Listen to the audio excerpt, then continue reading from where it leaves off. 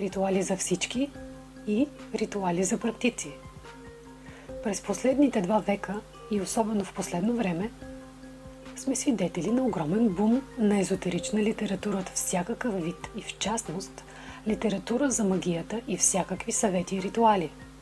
Има имена като Джералд Гарнер, Скот Канингъм, Реймонд Бъкланд, Чарлз Готфрид Лиланд, Алистър Кроули и други, които още от миналия век са се откроили и наложили сред почитателите на този вид духовен път.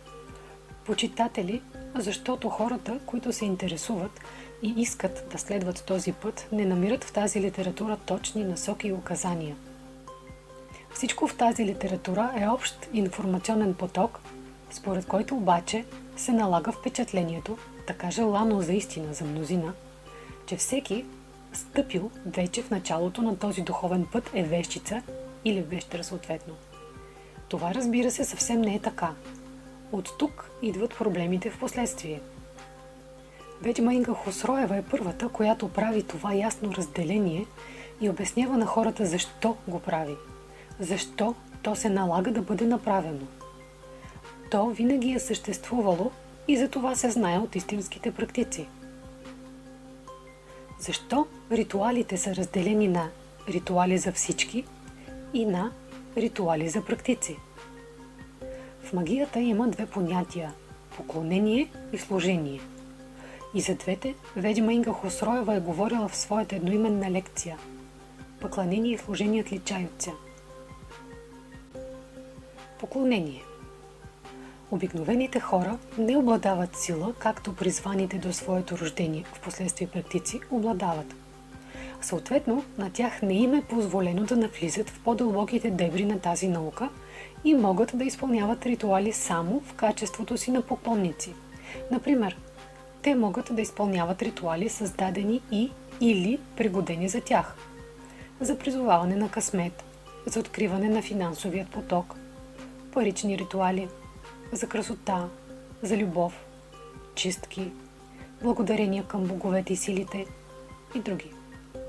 Тези ритуали са безопасни за тях и много ефективни. Служение. Хората на силата, призваните до своето рождение, родените в такъв род, имат разрешението, знанията, родовата сила и правото да изпълняват по-тежки, по-силни и даже немислими за фантазията на обикновените хора по своята същност и енергетическа тежест ритуали. Те имат правото да се обръщат за усилване, за защита, за ръководство и други към богове и сили, на които на обикновените хора не им е позволено. Хеката, Бафомет, Азраил, Кали, Мамон, Сехмет, Черният легион, Арадия и други. Хората на силата са служители. В древността жреци, жрици и като такива се явяват посредници между обикновените хора и тези могъщи богове и сили.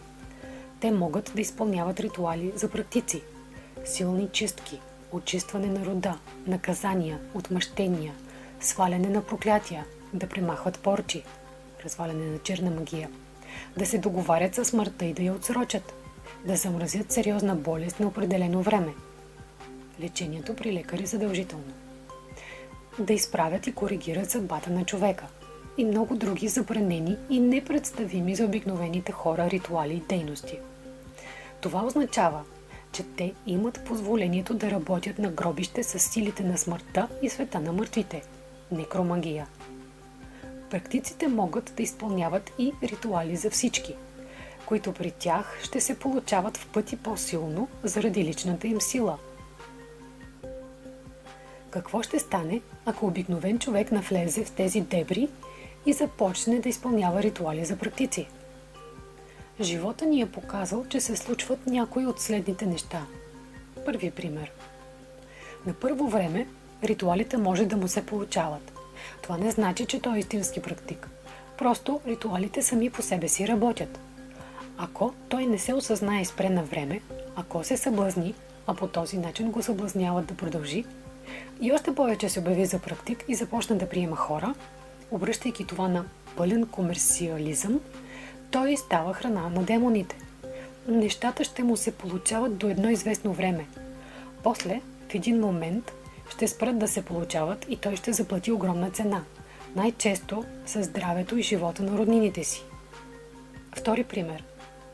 Ритуалите ще му се получат точно наобратно, т.е. ще имат обратен ефект. Ще последва наказание. Независимо от обстоятелствата, за влезлият в тези дебри самозванец, той трябва да е наясно, че във всички случаи следва сурово наказание от тези сили. Накратко казано, ритуалите за всички са предназначени за обикновените хора, които се покланят, но могат да се изпълняват и от практици.